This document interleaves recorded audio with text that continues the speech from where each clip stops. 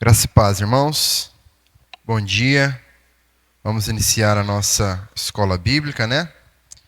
Mais uma. Hoje, iniciando aí o capítulo 8, né? Nós não vamos terminar ele hoje, nós vamos até o versículo 12.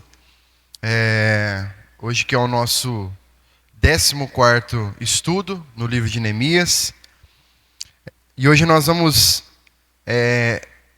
perceber aqui nesse capítulo uma pequena mudança, né, aí de padrão, né, do livro. Né, nós vimos até agora muitas coisas já, né, mas aqui agora nós vamos ver que ele é um capítulo bem espiritual mesmo, digamos assim, né. Nós vamos ver aqui a prestação de um culto, né, ao Senhor. E nada melhor do que isso para nós trazermos para a nossa realidade, né? Para nós conseguirmos aplicar para a vida de igreja mesmo, né? Verdadeiramente. Então deixa a sua Bíblia aberta aí, em Neemias capítulo 8, para que a gente possa... Eu não vou ler os versículos de imediato, mas nós vamos passando pelos versículos aí à medida que nós fomos expondo. Amém? Bom, irmãos, mesmo ali, diante de toda a obra e da grande reconstrução, né, que o Senhor realizou através da vida de Neemias e do povo ali de Jerusalém, a maior reforma que nós podemos ver em toda a história de Jerusalém foi a restauração da autoridade da palavra de Deus sobre o povo, algo que já havia se perdido, né? Alguns estudiosos do livro de Neemias, eles chegam a comparar a exposição bíblica feita por Esdras aqui nesse capítulo ao impacto da Bíblia na época da Reforma Protestante, inclusive, né? Para você ver o tamanho da importância, né? O tamanho da relevância deste momento aqui que nós vamos ver hoje.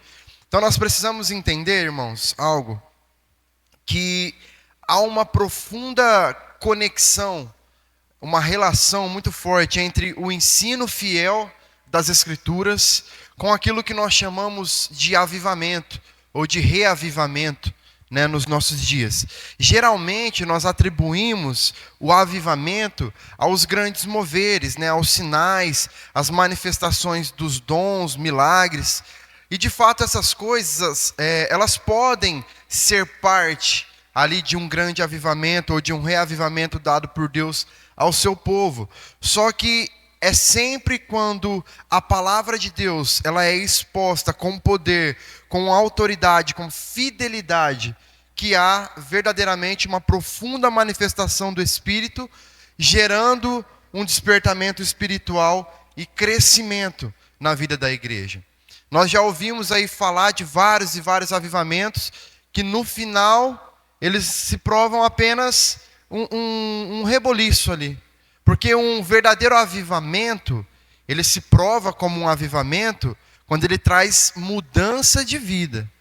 Senão é só um mover.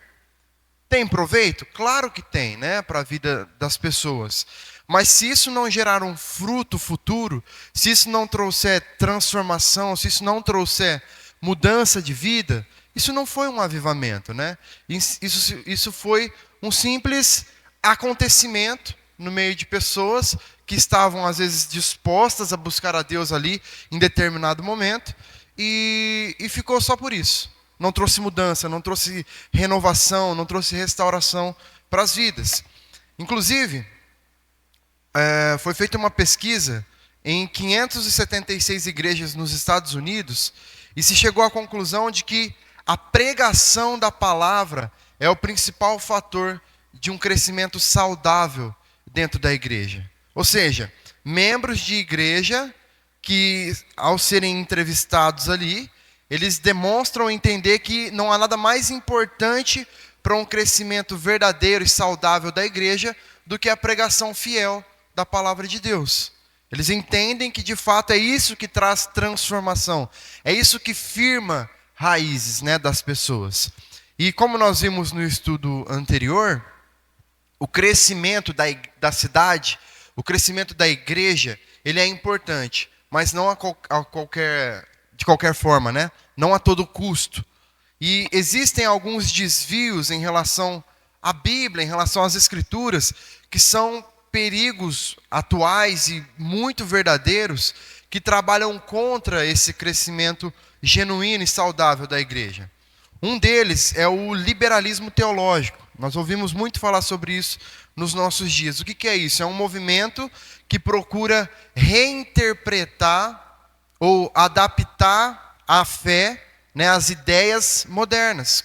Trazer aquilo que a Bíblia diz para uma ideia atual, para uma ideia moderna. E especialmente, né, tentando fazer uma relação com a ciência e com as ciências sociais. E isso envolve uma abordagem crítica da Bíblia, onde a Bíblia se torna apenas um registro histórico e cultural. Apenas um livro, como qualquer outro, e não a palavra inspirada por Deus, uma regra de fé e de prática. Uma outra situação que é muito real nos nossos dias é o sincretismo religioso. O que é isso? O sincretismo religioso, ele é definido como a mistura de diferentes elementos, de diferentes religiões ou crenças, em uma prática ou um sistema único de crenças, certo? E isso geralmente vai resultar na diluição ou na distorção das doutrinas essenciais da fé. Isso compromete o ensinamento bíblico verdadeiro, genuíno, né? As pessoas querendo adaptar ali as crenças para tornar ela uma única coisa só. Ah, mas Deus é o mesmo. Deus é um só, não importa qual religião você segue. Não é isso que nós ouvimos muito falar? Uma outra questão, que também pode ser algo que impede de um verdadeiro crescimento a igreja, é uma ortodoxia morta. O que é isso? A ortodoxia, ela é caracterizada por um conhecimento intelectual da verdade bíblica. Ser um crente ortodoxo significa isso, com conhecimento, com uma intelectualidade bíblica latente, né, que se pode ver.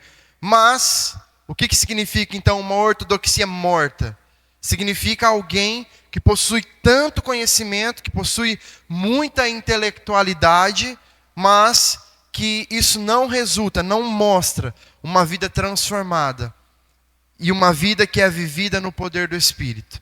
Então, em outras palavras, é ter uma crença correta, que é essa ortodoxia, mas sem o fervor, sem a paixão, sem a evidência prática de uma fé viva, certo?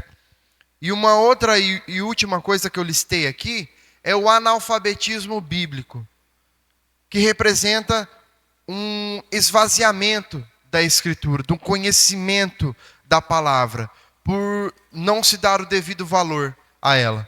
Ao contrário da ortodoxia morta, né, esse analfabetismo bíblico, ele não chega nem a ter o conhecimento para gerar uma intelectualidade apenas. Né? Muitas vezes, o povo ele está sendo alimentado, ou ele está buscando uma pregação vazia, uma pregação mentirosa.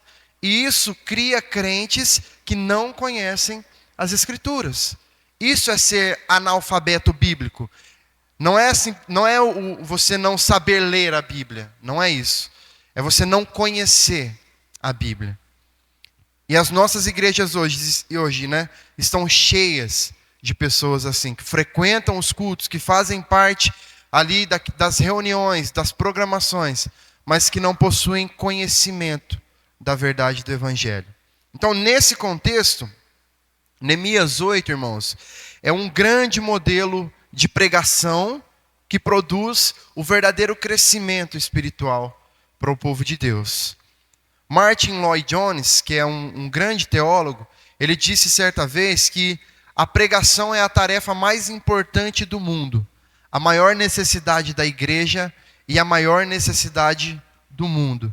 João Calvino também tratava a pregação como uma grande importância. Ele entendia e ele dizia, né, que o púlpito é o trono de onde Deus governa a sua igreja. Veja que forte que é essa frase, né, irmãos? O púlpito é o trono de onde Deus governa a sua igreja.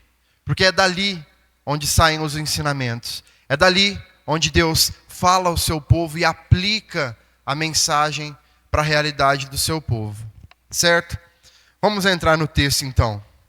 Versículo 1, do 1 ao 4, nesse momento. Quando chegou o 7º mês e os filhos de Israel já estavam morando nas suas cidades, todo o povo se reuniu, como um só homem, na praça, diante do portão das águas. E pediram a Esdras, o escriba, que trouxesse o livro da lei de Moisés, que o Senhor havia ordenado a Israel. Esdras, o sacerdote, trouxe a lei diante da congregação, composta por homens, mulheres e todos os que eram capazes de entender o que ouviam. Era o primeiro dia do 7º mês. Esdras leu o livro em alta voz, diante da praça que fica em frente ao portão das águas, desde o amanhecer até o meio-dia, na presença dos homens, das mulheres e dos que podiam entender. E todo o povo tinha os ouvidos atentos ao livro da lei. Esdras, o escriba, estava num púlpito de madeira que fizeram para aquele fim. Estavam em pé ao lado dele, à sua direita, Matitias, Sema, Anaías, Urias, Ilquias e Maacéias. E à sua esquerda estavam Pedaías, Misael, Malquias, Hassum, Rasbadana, Zacarias e Mesulão. Olha só, irmãos. O povo de Israel, no versículo 1, diz aí que eles estavam reunidos, né? Após o retorno deles do exílio e após a reconstrução da cidade. O texto diz que cada um já estava morando ali na sua cidade, né, na sua região ali, porque Jerusalém já havia sido reconstruído aqui, certo? Só que o texto diz que eles se reuniram como um só homem. O que nos mostra, irmãos, que eles não estavam apenas reunidos, eles estavam unidos. Existe uma diferença aí. Uma coisa é você se reunir, é você se aglomerar. Outra coisa é você estar unido. Estar unido significa estar trabalhando pelo mesmo propósito, com alinhamento de ideias, de pensamentos. Então existia entre eles ali um profundo desejo de buscar a Deus juntos, unidos verdadeiramente.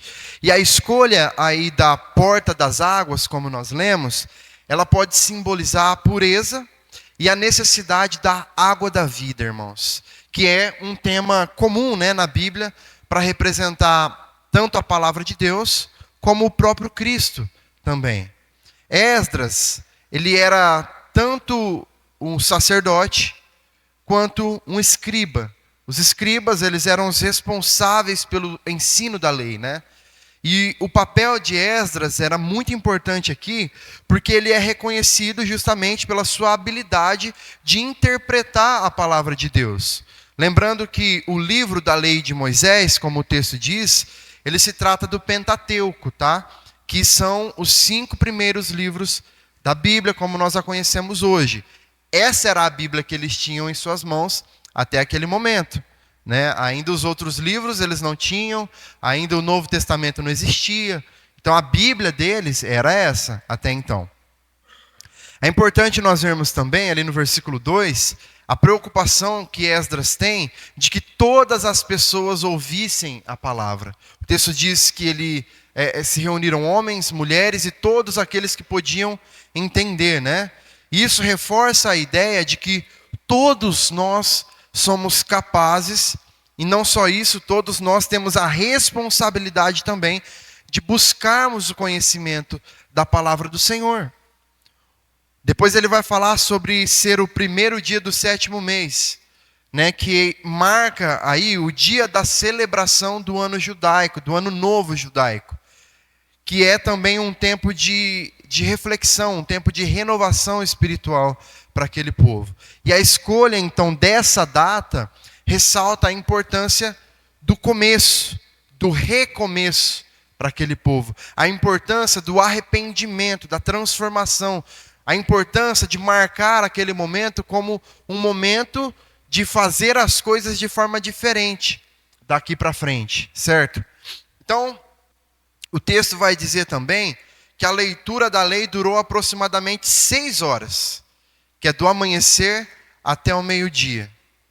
Imagina só você prestando um culto de 6 horas. Nós ficamos aqui 1 hora, já começa a cansar, né, irmãos? Imagina você ali diante de alguém por 6 horas ministrando a palavra sobre a sua vida. Que bênção, né? Isso significa, irmãos, a seriedade daquele momento. Isso significa o quanto aquele povo estava empenhado e dedicado a ouvir a palavra de Deus, a ser alimentado por essa palavra. O texto mesmo reforça essa dedicação, dizendo que o povo estava atento ao que estava sendo pregado. Então eles não estavam simplesmente ali por 6 horas. Eles estavam ali por 6 horas atentos àquilo que estava sendo pregado. Eles não estavam com o seu coração, com sua mente, com sua preocupação em outro lugar. Eles estavam atentos àquilo que estava sendo pregado. Inclusive, a expressão hebraica aqui para essa frase sugere uma atitude de referência, de foco, certo? Estar focado, estar atento, fazendo daquele momento um referencial para aquelas pessoas verdadeiramente. O fato também que é interessante nós vermos no versículo 4, que fala que Esdras utilizou um púlpito de madeira, né? Que permitia que ele fosse visto e ouvido ali claramente por todos. Ele estava em um lugar de destaque, um lugar mais alto, né? Isso demonstra que eles também se preocupavam, irmãos, com a clareza, com a acessibilidade da proclamação do evangelho, da palavra. Certo? Não era algo só que eles chegavam ali e começavam a falar. Não, eles estavam preocupados em serem acessíveis, em se fazer entendido pelas pessoas. Além disso também, os nomes mencionados aí que estavam ao seu lado, de pé ao lado de Esdras, né, indicam líderes que estavam ao lado dele, representando o apoio, representando aí a cooperação, o sustento, o suporte ali da liderança espiritual. Isso reforça para nós, irmãos, a importância de uma liderança que caminha no mesmo sentido. Uma liderança que caminha por um mesmo objetivo, com metas bem definidas, claras. Pessoas que se apoiam, que dão suporte umas às outras. É isso que representa este momento. Versículo 5 agora. Esdras abriu o livro à vista de todo o povo, porque se encontrava num lugar mais elevado do que todo o povo.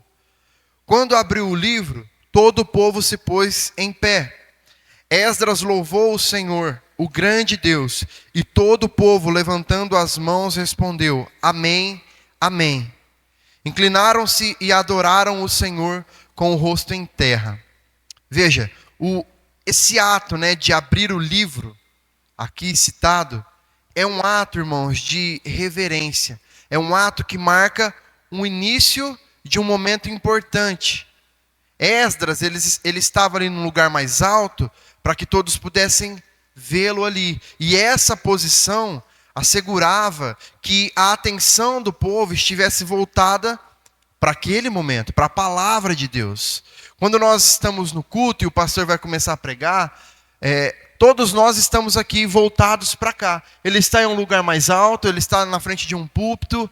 Não é um simples, algo, é comum, tem que ter um palco, tem que ter um lugar mais alto. Não, é para que a atenção esteja voltada, para que essa pessoa que está trazendo, transmitindo o recado, seja a referência para aqueles que estão sentados assistindo, observando, aprendendo com aquele momento, né?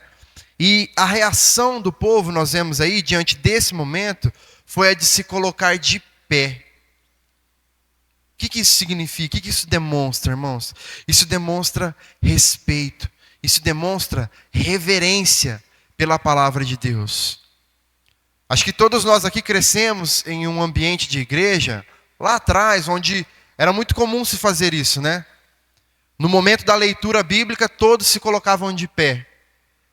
Não era um simples ritual. É um ato, é uma ação de reverência, de respeito, para que nós possamos entender também o que nós estamos fazendo. Entender que nós estamos diante de uma palavra que é santa, de um livro que é santo. Hoje em dia, é claro, a tecnologia ela veio para nos ajudar, para nos auxiliar, né? Mas isso também gera um comodismo em nós, que nós já nem levamos mais a Bíblia para a igreja quase, né? Porque nós temos no celular, vai chegar lá na hora, vão colocar no telão lá, eu vou ver, né? Fica mais fácil, eu nem preciso levar a Bíblia. Todos nós, eu faço isso, irmãos, muitas vezes. Todos nós acabamos cometendo esse ato, né? Nós vemos aqui o exemplo de pessoas que servem a Deus de tal forma, que respeitam, que se empenham de tal maneira pela palavra, que eles se colocavam E ninguém pediu, não. Ninguém pediu. Nós não vemos aqui Esdras falando: irmãos, vamos nos colocar de pé para a leitura da Bíblia. Eles simplesmente, a resposta deles, a ação deles, por conta daquilo que estava acontecendo, por conta daquele ensinamento que estava acontecendo, por conta daquela leitura da lei que estava sendo feita, é de se colocar de pé, em sinal de reverência, de respeito por aquele momento. E o versículo 6 diz que Esdras louvou ao Senhor. E esse é um ato de reconhecimento da grandeza também, da santidade de Deus. E o fato dele fazer isso já no início aqui, é para que fosse introduzida de forma apropriada a leitura da lei depois, colocando Deus como foco central daquele momento. O fato de nós fazermos o período de louvor no início do culto também não é só um ritual, uma tradição. É para que a nossa mente seja voltada para um momento, é para que o nosso coração esteja voltado para um momento específico do culto, que é a pregação da palavra. O período de louvor, ele tem essa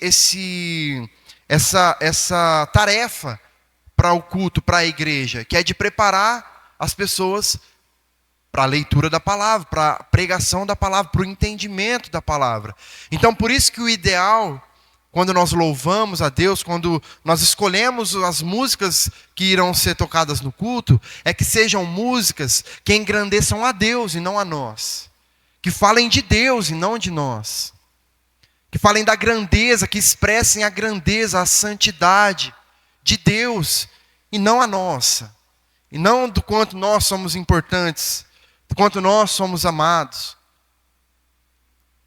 Louvar a Deus, o texto diz que Esdras louvou a Deus, ou seja, ele engrandeceu a Deus, ele deu ênfase e destaque para a santidade do Senhor.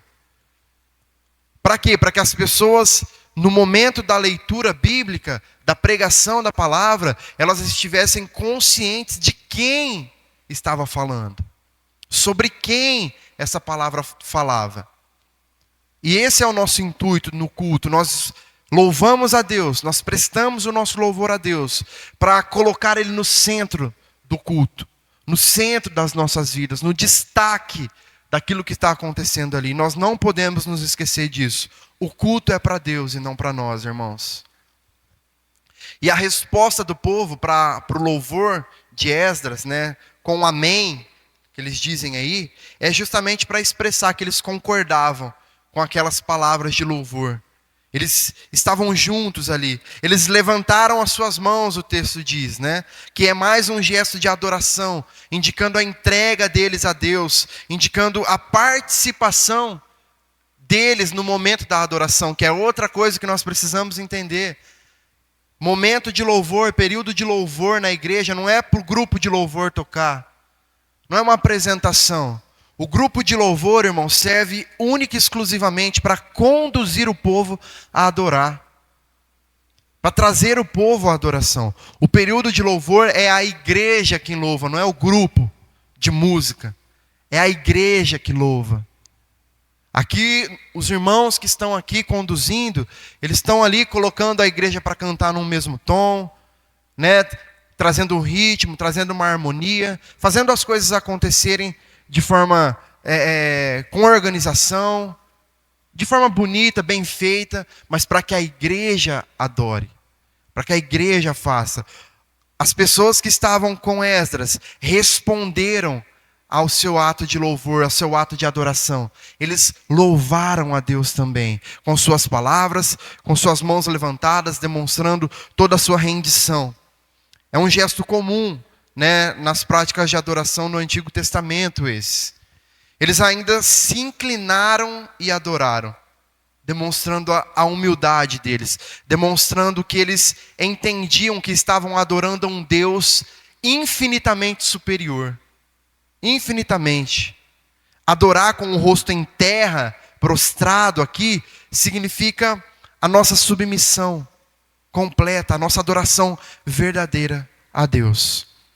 Versículo 7. E Josuá, Bani, Serebias, Jamim, Acube, Sabetai, Odias, Maazéias, Quelita, Azarias, Josabade, Anã, Pelaías e os levitas ensinavam a lei ao povo, e o povo permanecia no seu lugar.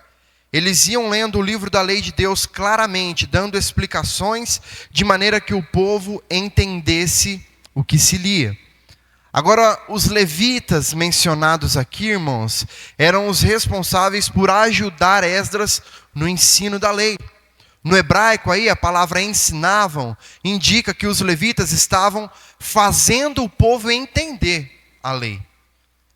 Uma coisa é você ensinar, outra coisa diferente é você fazer as pessoas entenderem o que você está ensinando. Ou seja, não era um simples discurso, não eram simples palavras lançadas, jogadas ao vento. Era um entendimento claro. Era o povo realmente compreendendo o que eles estavam ensinando. E o simples fato de o texto dizer que o povo permanecia no seu lugar, indica que o povo, irmãos, estava em suas posições em ordem, atentos ao ensino da lei, e mais, com desejo de aprender, empenhados em aprender. Isso revela, irmãos, como deve ser o nosso comportamento quando nós saímos das nossas casas para prestar culto ao Senhor. O povo estava atentos, em ordem, em suas posições, prestando atenção naquilo que estava sendo ensinado. Nós vemos a preocupação de Esdras e dos levitas aí em se fazerem entendidos por todos. A leitura era feita de modo a ser compreensível, sendo interpretado ali para que todos pudessem entender verdadeiramente o texto. O texto diz que eles davam explicações acerca do que estava sendo lido. Isso sugere que Esdras e os levitas não apenas liam, mas eles também forneciam interpretação, aplicação prática para a vida daquelas pessoas.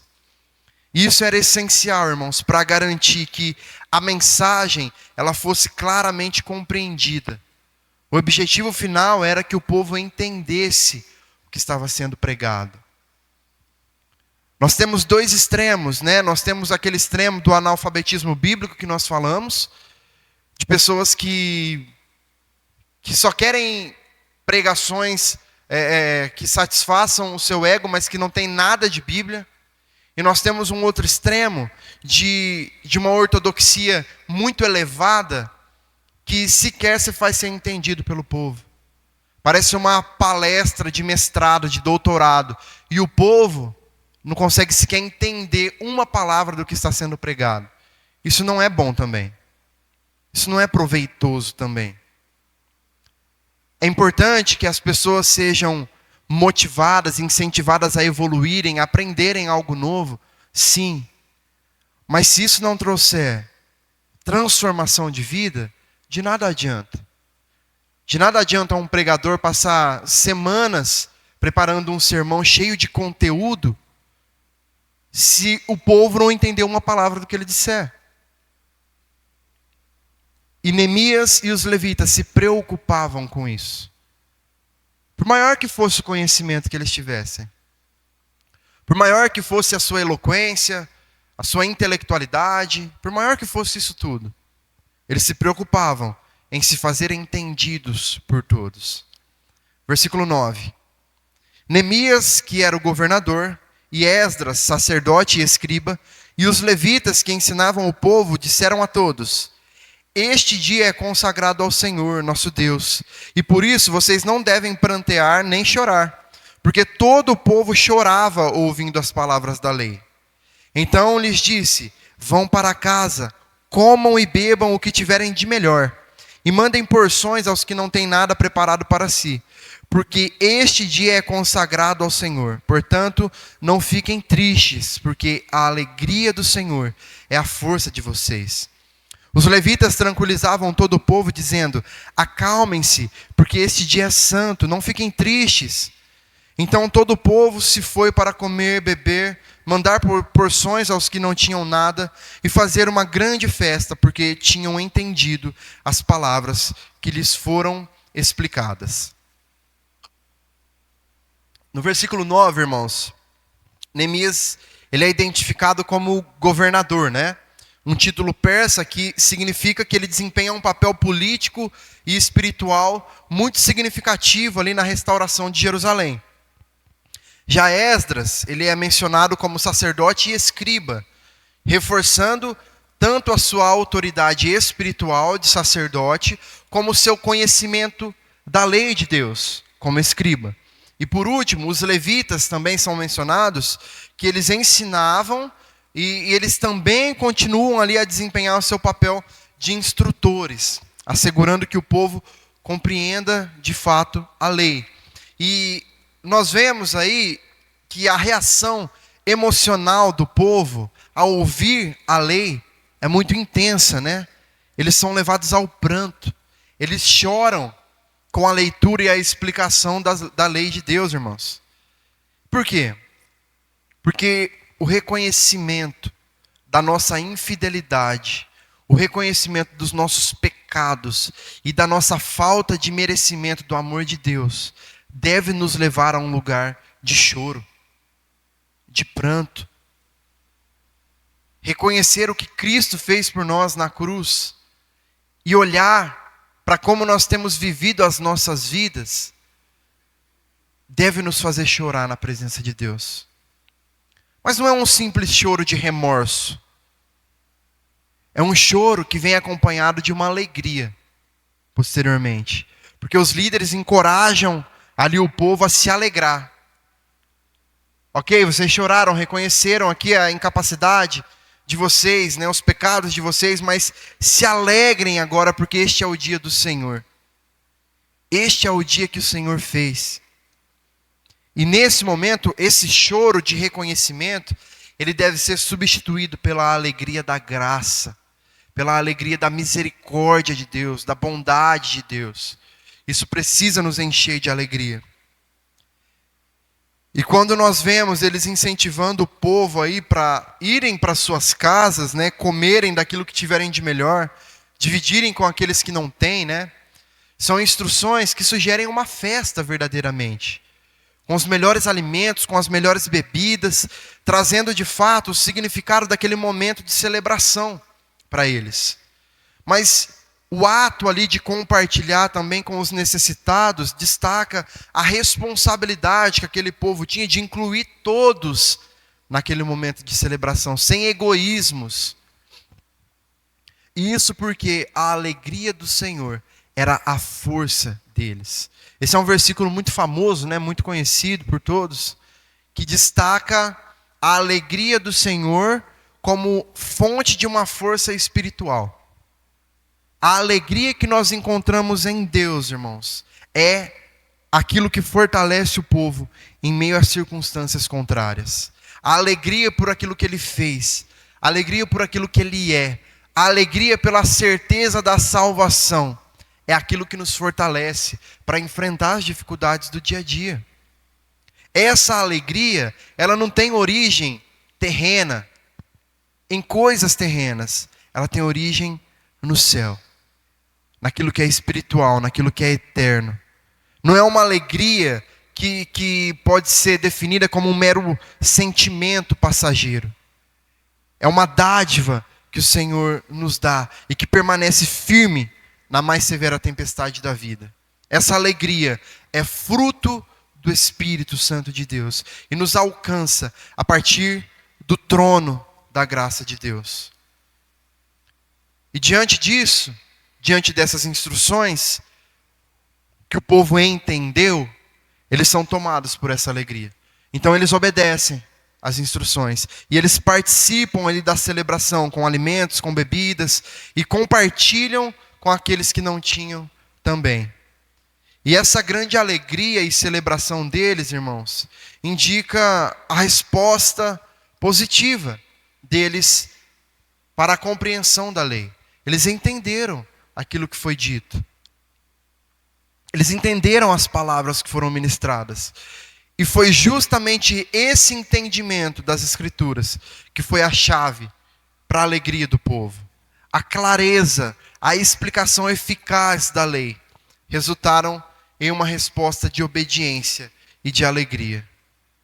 Quando nós entendemos de fato a palavra, quando nós passamos a vivê-la, para além de uma ortodoxia morta, que é só compreendida na nossa mente, mas que não gera nada no nosso coração, quando nós entendemos verdadeiramente essa palavra e o Espírito Santo nos transforma de dentro para fora, é impossível nós não obedecermos e não estarmos alegres com aquilo que o Senhor está fazendo em nós. Amém? Vamos para as nossas aplicações. Primeira delas, irmãos, nós precisamos nos dedicar para compreender a palavra de Deus. A clareza e a compreensão da palavra são fundamentais para a nossa vida espiritual, certo? Nos nossos dias, isso significa que a pregação e o ensino do Evangelho, da palavra, devem ser feitos de forma que todos possam entender e aplicar as Escrituras na sua vida, na sua prática diária, né? Isso quer dizer que pastores, líderes, pregadores que possuem essa responsabilidade diante da igreja devem se esforçar para ensinar a Bíblia de maneira clara, né? De maneira expositiva, explicando o texto de forma que se faça entender, ajudando a congregação a entender o contexto e a aplicação prática desse texto. Além disso, também, as nossas igrejas, elas precisam começar a investir em programas de educação bíblica, né? Que é o que nós estamos fazendo aqui, como escolas bíblicas dominical, né? Estudos bíblicos aí em pequenos grupos, células, discipulados. Investir em potenciais que possam surgir no nosso meio, através de cursos teológicos, congressos sérios, com foco no ensino da palavra, enfim. Tudo isso são ações práticas que ajudam os membros das nossas igrejas a se aprofundarem no seu conhecimento, no seu entendimento das Escrituras. Nós sabemos, irmãos, que às vezes a Bíblia ela tem uma leitura maçante, uma leitura difícil de se entender em alguns pontos, e nós não somos autossuficientes. Mas o Espírito Santo ministra, claro, mas ele também usa pessoas para abrir nosso entendimento. Nós precisamos nos abrir para isso. Só tome cuidado com quem você está ouvindo, para quem você está dando ênfase, quem você está colocando ali como prioridade na sua vida cristã.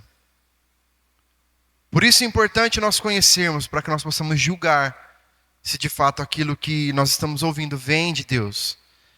É muito comum que nós, como igreja, nós nos acomodemos no meio da nossa caminhada aí, e nós pensemos que a obrigação de evoluir na arte de pregar a palavra é única e exclusivamente dos pastores, né? Dos líderes, dos pregadores, enfim. Que ele deve se virar aí, né? Para evoluir, para crescer, para se desenvolver nesse quesito aí. E de fato, o pastor, o líder, o pregador, ele é o maior responsável por esse crescimento dele, né? Mas ele não precisa ser o único. Como igreja e parte do corpo, nós podemos sim cooperar para que os nossos líderes evoluam cada vez mais nas suas funções. Porque no final, nós seremos os maiores beneficiados disso. Se os nossos pastores, os nossos líderes, estiverem cada vez mais capacitados, com mais conhecimento da palavra, possuindo uma desenvoltura melhor, sabendo aplicar, explicar cada vez melhor a palavra, quem é o maior beneficiado disso? É o povo, é a igreja, que cada vez mais irá crescer em conhecimento da palavra. Então, quantas vezes nós já, por exemplo, presenteamos os nossos pastores com livros, com comentários bíblicos, com bíblias de estudo, ou sei lá, algum material aí que possa ajudá-lo, que possa auxiliá-lo no seu crescimento, no seu desenvolvimento do ministério. Nós só queremos sugar, né, os nossos pastores, nós queremos que eles estejam presentes, nós queremos que eles façam visita, nós queremos que eles se virem para montar a pregação aí da semana. Vocês pensam que é fácil pregar de quarta e domingo, irmãos? Não é, não. Já falei para o pastor José isso uma vez, falei, pastor, não é nem saudável. É impossível, irmãos, você desenvolver uma mensagem, uma pregação de qualidade, preparando ela em 2 dias. Não dá. Simplesmente não dá. Você faz? Você faz. Mas a chance de dar muita coisa errada é grande. É grande. Precisa haver empenho. Precisa haver dedicação. E hoje em dia, graças a Deus, nós temos muito material bom para nos auxiliar. Muita coisa. Então nós precisamos pensar nisso. Parar só de sugar os nossos líderes, os nossos pastores, exigir deles e começar a auxiliá-los também. Começar a sermos pessoas que eles podem contar e não só que eles precisam ajudar. Amém? E para além disso, cabe a nós também demonstrarmos interesse pelo conhecimento das leis do Senhor. Não basta apenas os nossos pastores, os nossos líderes e pregadores se empenharem ali na sua função, se nós não estivermos receptivos a isso. Nós sabemos, claro, que quem faz a obra, quem convence através da ministração da palavra é o Espírito, né? Porém, como crentes, irmãos, nós temos o dever de nos envolver com o momento da pregação da palavra nos nossos cultos. Nós precisamos entender que este é o momento mais importante do culto. Entenda isso. Trate o seu culto, o momento da ministração da palavra do culto que você vem prestar, como o momento mais importante do culto. Sem dúvidas é o momento mais importante, porque é quando o Senhor fala. Se você acha que existe algum momento na vida mais importante do que ouvir Deus falar, então nós precisamos começar a rever o nosso conceito de espiritualidade, de vida cristã. Porque não existe nada mais importante do que ouvir a voz de Deus. E onde que está a nossa mente e o nosso coração quando o momento mais importante do culto está acontecendo? Será que nós estamos de fato aqui? Será que a nossa mente está atenta, assim como esse povo aqui estava atento para este momento, que é tão crucial? É isso que nos transforma, irmãos. Não é vir à igreja, cantar 1, 2, 3 músicas, bater palma, dar glória a Deus, aleluia, fechar o olho na hora da oração e ir embora que transforma a nossa vida. Não é. O que transforma é a palavra. É a palavra que transforma. O resto é importante, o resto deve ser feito. Mas sem palavra, sem convencimento, sem o convencimento que a palavra traz, o resto se torna uma ortodoxia morta. O resto se torna práticas de igreja comuns, mas que não tem fruto, que não tem serventia nenhuma. Em segundo lugar, a alegria do Senhor é a fonte da nossa força. A alegria, irmãos, que vem de um relacionamento fiel, verdadeiro com Deus e com a sua palavra, é a maior fonte de força, de encorajamento que nós podemos ter durante a nossa caminhada. Lembre-se que, por mais que o momento mais difícil que o povo viveu, ou que ele já tivesse passado até aquele momento, O sentimento daquelas dificuldades e o medo das perseguições vividas eram muito vivos ainda dentro deles. Ninguém se esquece da noite para o dia de momentos difíceis que vive. No caso do povo de Israel, já eram 120 anos da mais profunda desilusão, miséria. Porém, é justamente aqui nesses momentos de dificuldades, de desafios, que nós devemos nos lembrar de que a nossa alegria em Deus é aquilo que nos sustenta e nos dá forças para continuar. Essa alegria, irmãos, não é um sorrisinho, não é fingir que está tudo bem. Não é isso. Você não tem que começar, a vida está um caos e você está dando risada. Não é isso. Essa alegria, ela vem pelo entendimento da obra da cruz.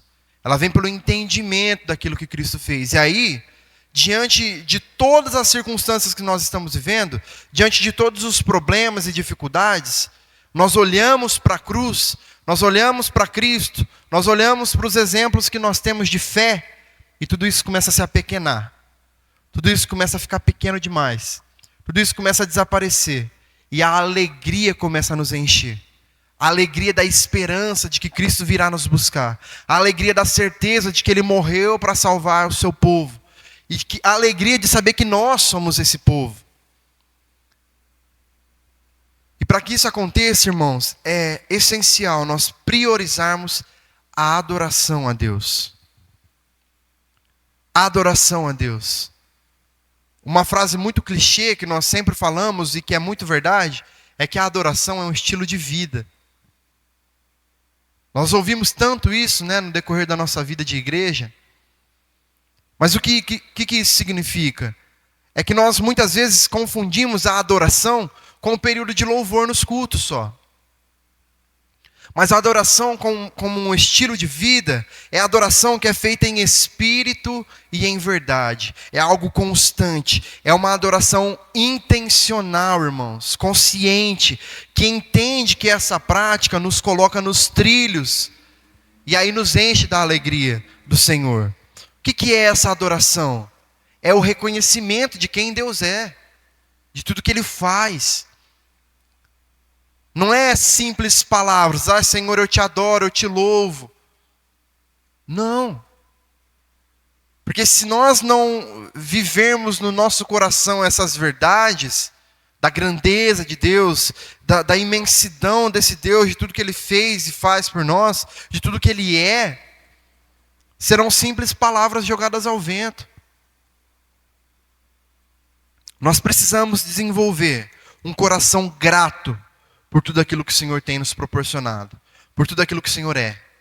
E partindo dessa gratidão, nós transformamos isso em uma atitude de louvor, tomando conhecimento em nossas mentes, e aí sim declarando com a nossa boca, de que mesmo em meio às dificuldades, nós somos gratos pelo amor, pela misericórdia de Deus.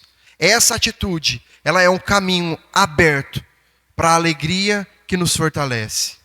E além disso tudo, nós precisamos também encorajar a comunhão entre os irmãos. Porque a alegria, ela é fortalecida na comunidade, irmãos. Porque é onde nós podemos compartilhar as bênçãos. É onde nós podemos dividir os fardos. Ou pelo menos deveria ser. A unidade do povo em torno da palavra e dos ensinamentos de Neemias, de Esdras e dos levitas aqui, precisa nos incentivar a viver uma vida de comunhão, de unidade com os nossos irmãos também. Perceba os vários pontos para que a alegria do Senhor seja a nossa força. É o reconhecer quem Deus é. É viver uma vida de adoração. É viver uma vida de gratidão. E viver uma vida de união, de comunhão com os nossos irmãos. Isso tudo é o que traz a alegria do Senhor para as nossas vidas, que nos dá força, que gera força em nós. E por último, lembre-se da reverência e da santidade no culto. Os líderes ali em Neemias 8, eles enfatizaram que o dia era santo, e que deveria ser celebrado com reverência e com alegria, não com tristeza. Isso nos lembra, irmãos, da importância de tratar os momentos de adoração e culto com a devida santidade, com a devida reverência e com a devida alegria também por aquele momento. Nós temos perdido, irmãos, a reverência nos ambientes de culto. As pessoas chegam para o culto e, ao invés delas procurarem o seu lugar rapidamente, se assentarem, aquietarem a sua alma, o seu espírito, a sua mente ali, para prestar um culto a Deus, elas agem como se elas estivessem numa feira, como se elas estivessem num shopping, num churrasco entre amigos. Conversas em alto volume sobre coisas que não acrescentam nada para o ambiente do culto, para o momento do culto. Gargalhadas, fofocas, pessoas completamente focadas em coisas que não fazem parte do culto, que era para estar sendo prestado daqui a alguns minutos. Isso é para todos nós, tá, irmãos? Para todos nós, porque isso não chega nem a ser uma crítica, não chega nem a ser uma exortação. É mais um alerta, porque todos nós fazemos. Porque é tão natural do ser humano se distrair, e nós nos distraímos com muita facilidade. Então nós chegamos para o culto, e de repente nós nos esquecemos que estamos no culto. Porque nós nos distraímos, a nossa mente desliga daqui e se liga a outra coisa. Porque nós fazemos isso normalmente nas nossas vidas. Nós estamos no nosso trabalho, por exemplo, e nós nos desligamos por alguns momentos e começamos a pensar em outras coisas. Nós estamos ali no nosso momento de casa, fazendo alguma coisa, alguma tarefa, e aí nós nos desligamos daquilo e começamos a pensar e fazer outra coisa. Nós temos essa facilidade, e isso acaba vindo também para o momento do culto. Nós estamos aqui, nós chegamos aqui, e nós acabamos nos esquecendo o que nós viemos fazer aqui. Então isso tudo, irmãos, passa por uma conscientização do que nós estamos indo fazer na igreja. Nós precisamos, talvez, poucas horas antes de sairmos das nossas casas e virmos para o culto, começarmos a mentalizar o que nós estamos indo fazer. É um exercício prático mesmo. O que eu estou indo fazer? Eu estou indo na igreja, mas por que eu estou indo na igreja? O que eu vou fazer lá? Para que eu estou indo?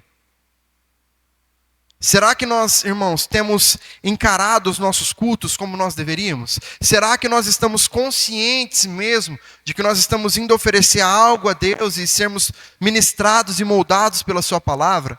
Ou será que nós estamos indo para a igreja apenas porque isso já faz parte da nossa rotina de anos?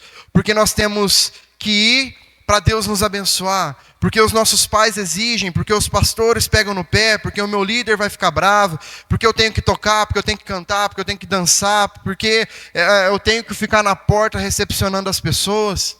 Por que eu estou indo à igreja? Muitas vezes, irmãos, o dia de culto, ele tem se tornado um ritual que nós cumprimos.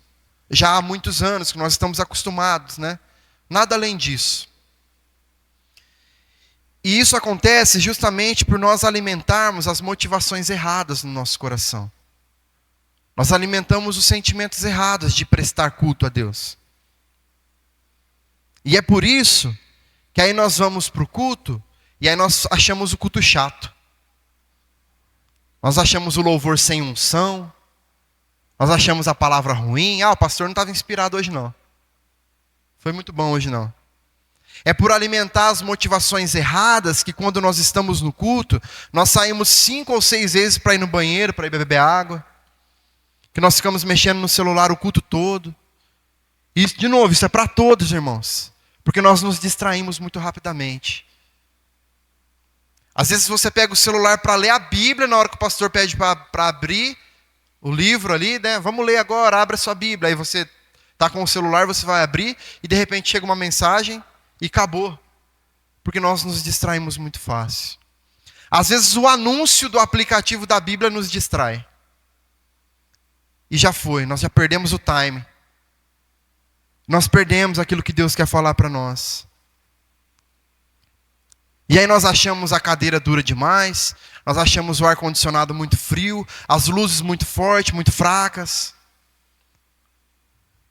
As igrejas devem sim, irmãos, se empenhar em promover um ambiente de adoração que seja santo, que seja reverente, porém nós precisamos também condicionar as nossas mentes os nossos corações, de que ao sairmos de casa para prestar um culto a Deus, nós não estamos indo para um churrasco entre amigos. Nós estamos indo para nos apresentar diante do Rei dos Reis, do Senhor dos Senhores. Por isso nós não podemos ir de qualquer maneira. Por isso nós não podemos nos comportar de qualquer maneira. Por isso nós não podemos nos vestir de qualquer maneira.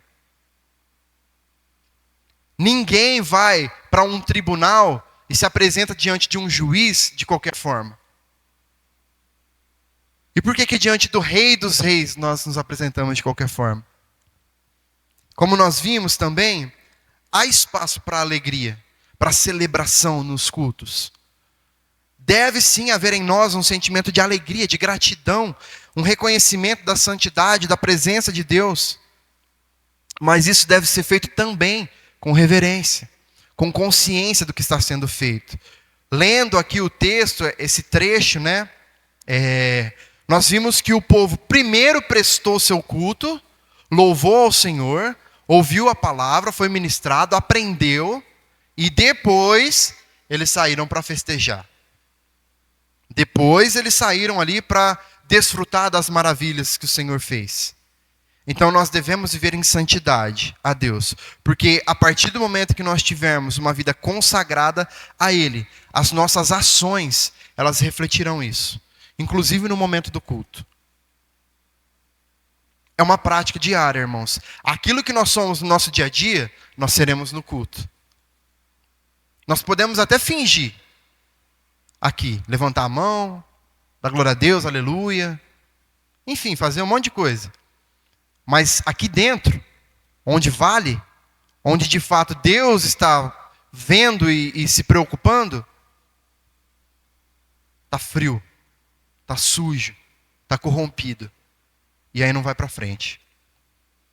Assim como o povo de Israel, irmão, se reuniu como um só homem para ouvir a lei, em Cristo nós somos chamados também à unidade como corpo. Jesus ele orou pela unidade dos seus seguidores para que fossem um, assim como ele e o Pai são um. É o que diz João 17, 21. Esdras, ele leu e explicou a lei de Moisés. Mas em Cristo nós recebemos a palavra de Deus encarnada. Que é o que diz João 1,14. Jesus não apenas proclamou a palavra, mas Ele é a própria palavra, viva, que se fez carne, que habitou entre nós. Ele é a revelação completa de Deus. E a sua vida, os seus ensinamentos, são a base para o nosso entendimento e prática da fé. A instrução para celebrar com alegria também encontra o seu cumprimento em Jesus. Jesus prometeu uma alegria que nos completa. Ele ofereceu descanso, Ele ofereceu refrigério às almas cansadas. A verdadeira alegria e força vem de um relacionamento vivo com Cristo, que nos capacita a enfrentar as dificuldades do dia a dia, com esperança, com vigor. Os líderes ali de Israel, eles enfatizaram a santidade do dia ali. E a necessidade de tratar esse dia com reverência. Mas em Cristo nós somos chamados a uma vida de santidade. A uma vida de reverência contínua. Cristo é o sumo sacerdote que nos purifica, que nos chama a ser santos, como Deus é santo. A nossa adoração agora, ela é em espírito e em verdade. Ela é intencional, ela é contínua, não é baseada mais em um dia específico da semana, não é mais baseada em um lugar, em templos feitos por mãos de homens. E por fim, a preocupação de incluir todos ali na celebração, de compartilhar com os necessitados, reflete o coração de Cristo também, irmãos. Jesus nos ensinou a amar o próximo como a nós mesmos. E Ele demonstrou isso em suas ações, inclusive pelo cuidado com os mais frágeis, com os mais necessitados. Como seus servos, nós somos chamados a refletir a mesma compaixão, a mesma responsabilidade com os nossos irmãos, com o nosso próximo, vivendo como uma comunidade que manifesta o amor de Cristo ao mundo. Amém?